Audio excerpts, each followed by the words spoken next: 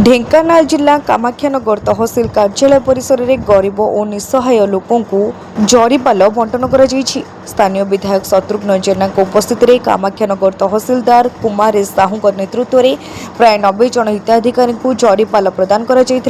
लगाण वर्षा और आगामी वर्षा ऋतु को दृष्टि रखी असहाय और आवश्यकता संपन्न लोक सहायता जोगाइबा उद्देश्य तहसिल प्रशासन पक्षर यह पदक्षेप ग्रहण कर सूचना मिली। यह सहायता पर उपकृत लोक मैंने प्रशासन और जनप्रतिनिधि को कृतज्ञता जणाइछन्ति। आमे जेहेतु अपन जांचो 2-3 दिन धरी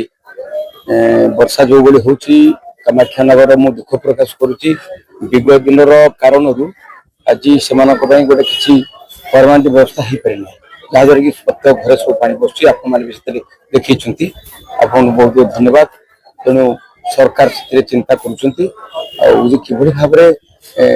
जो आगामी वर्षा दिन आरंभ होनी आगक आहरी भयानक परिस्थिति हम